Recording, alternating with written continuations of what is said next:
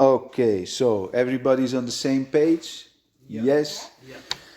Okay, so today Āśleṣā Nakṣatra is the birth star of Ketu, and it is positioned over here 16 degrees 40 and 30 degrees of Cancer. So everybody knows the constellation of Cancer. Inside that constellation, the last degrees of Cancer, the last 13 degrees here of Cancer is Āśleṣā Nakṣatra. It is in the constellation of Hydra or Hydra. You know that you heard of that in Greek mythology, Hydra, the snake mythological creatures.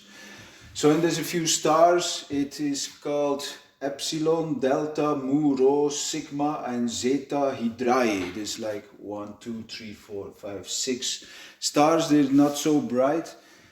It's the Zeta who is the most brightest star. It's 3.1 magnitude, and so if you look at the sky, you can find the constellation of Āśleṣā there.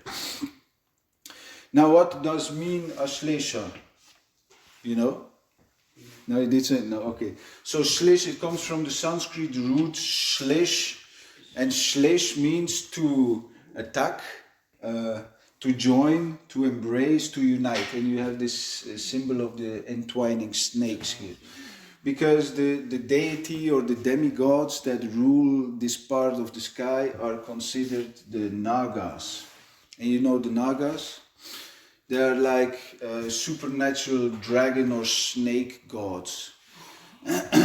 Yeah, so it's a really interesting nakshatra. It's one of my favorite nakshatras. I have a prominent planet in Āśleṣā also. Yeah, so in mythology, you see that there is lots of information given to snake gods. Could you give me an example of mythological creatures, snake gods, in history? Serpents. Serpents, yeah, the divine serpents or dragons. They come up. You can give me an example? In the Bible? Yeah. Oh, the snake in the Bible. Yeah, who came with the seed. It's perfect example of Āśleṣā, yes, for sure. Also, you have like the Hopi Indian in North America. They host an annual snake dance ritual for their sky snake gods. Yes. You have Nordic, Slavic mythology, you have the Aboriginals, the Australian Aboriginals, they have like the rainbow snake, who is related to the story of creation, also in the Bible related to the story of creation, but that snake, he came with the seed. The Chinese dragons, of course, you have Chinese dragons, you have in Indian philosophy, you have Sesha, Balaram, lying on a snake bed. Also the Aztec, Mesopotamia, Greek, so everywhere snake gods. Now, Āśleṣā people, this maybe you can write down or remember, they are very crafty people, they are mysterious people. If you have prominent planets there, which is beneficial for the person, they can give that person excellent communication skills. They're self-reliant, mysterious, penetrating intelligences. They're very smart people, cunning people. And they have power to discriminate also. They are very knowledgeable. They have great wisdom, mystical talents, in psychology, physics, mystical, magic, all that type of stuff you can find with Āśleṣā people. However, there is also a downside. It can make people very sexual, a very intense sexual energy. They can become, if you have like malefic influences in Āśleṣā, like Eighth Lord or something, can be... can make also people anxious, pretentious people, and fearful. So these Nagas or supernatural dragons, they were the children of sage Kashyapa and his wife Kadru, and they are pretty much the enemies of the gods. Yeah, enemies of the gods. Did you have that? That was like a small introduction of these people. Now what you see here is like, you know that symbol in the pharmacy, like the two intertwining snakes going like a DNA string? So healing is involved with āśleṣā. If you have like benefic influences, like good influences on āśleṣā, like then these people can be healers, doctors, counselors, chemists, drug sellers. Yeah. Yeah, for sure, yeah. Yeah, I have my first lord there, and I used to sell lots of weed. When I was young. Yeah, so it makes sense. You have artists, actors, con artists, also gamblers.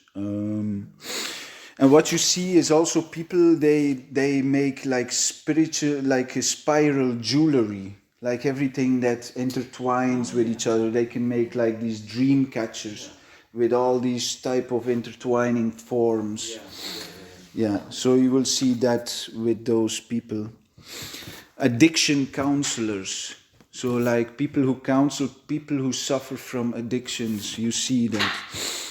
Sex therapists, also very interesting. People who hold snakes, like at home, like have lots of snakes at home. So yeah, this is what you will see with āśleṣā natives. Okay, so the like dharma is one of the motives. Rakshasa is also here.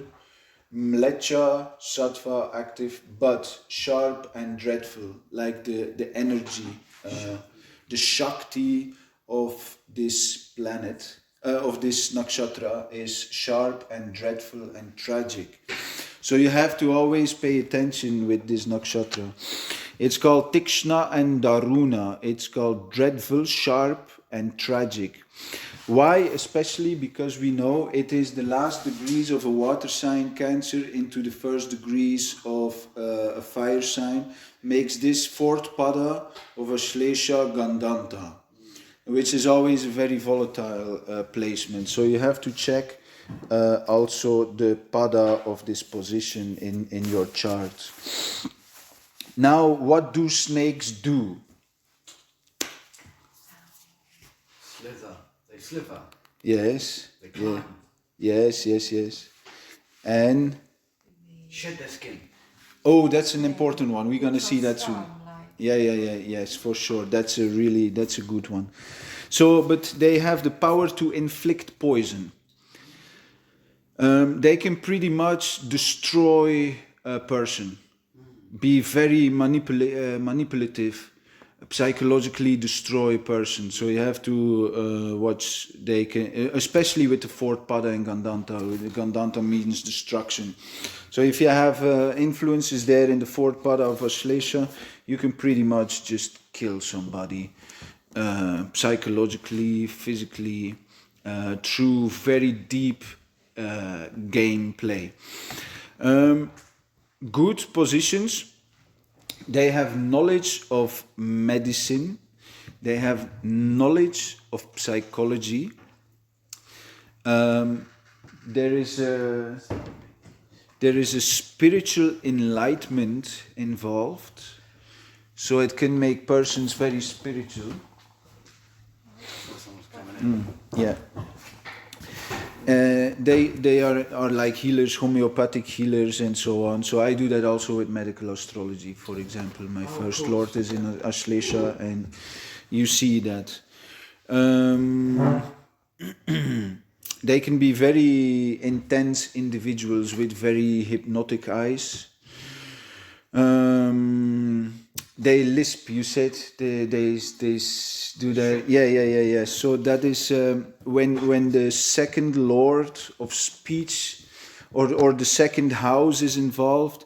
you could see people who suffer speech-related problems, like lisping. Oh, wow. Yes, that is observed. Or you when they speak, their tongue pretty much rolls out, or they speak with a visible tongue. That is, this āśleṣā is there. Yeah. So snakes, they go through lots of transformation when they shed their skin. So the eyes, when they shed their skin, when this transformational process is happening,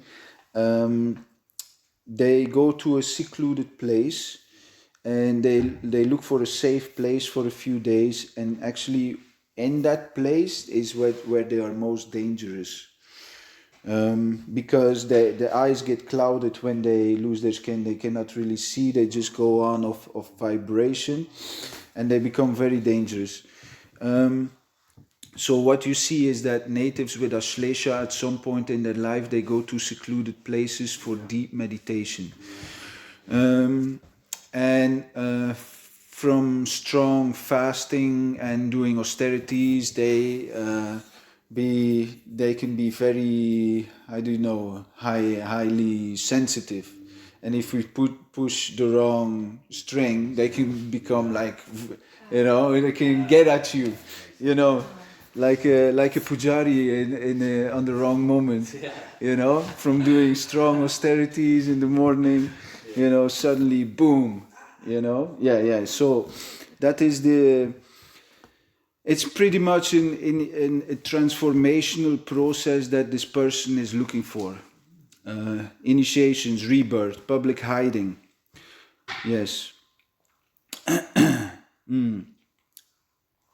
So, there's not so much here, but Mars, of course, is very well known to be debilitated in Cancer, and it is in the fourth pada of āśleṣā. So, actually, Mars represents the flow of public duties. Now it gets a little bit technical. So Mars is exalted in Capricorn. He's the seventh position from āśleṣā. It's how we execute our moral code, our virtue, how we look for justice and virtue in life. This is all related to Mars, but Mars then, of course, he debilitates in the fourth pada of āśleṣā. So these natives, they can have great diplomatic skills. Others can be very frank and blunt, depending on the position. They can adjust towards protection of society. You can see those people actually being great protectors of society if the energy is harmonious. They can be really harmonious with the masses and transmits poison into medicine. So eventually once this whole, once these bad influences are purified, they can actually be very good for society.